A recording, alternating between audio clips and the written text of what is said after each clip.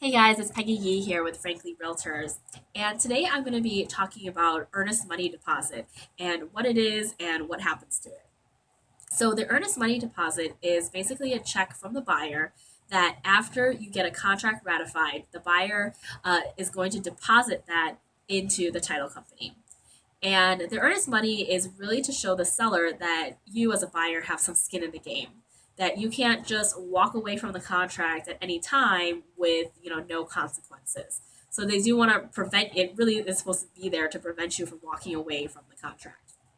Now, a buyer is probably going to have different contingencies, which are valid ways to void a contract and still get your earnest money deposit back. Those contingencies are typically home inspection, financing, and appraisal. So if something happens in a home inspection, you don't want to buy the house anymore. That's a valid way to void the contract and get your earnest money deposit back.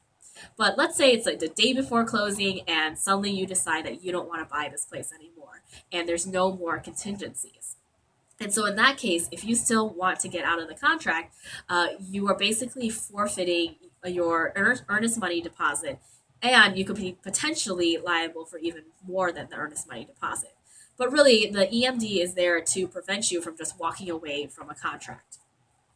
So in Northern Virginia, EMD is typically around 1% of the sales price. So if you're buying a house for $500,000, you'd want to put at least $5,000 as an earnest money deposit. That's what most sellers are looking for.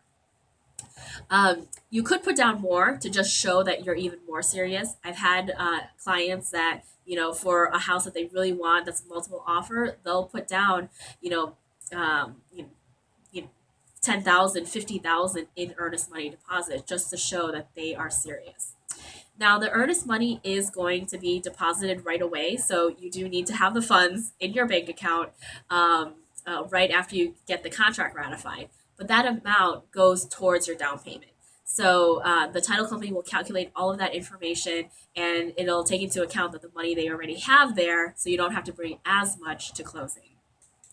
So if you guys have any other questions about earnest money deposit, what it is, how we use it, what are the strategies behind earnest money, feel free to reach out to me anytime. My email is peggy@peggyye.com and my phone number is 703-349-0143.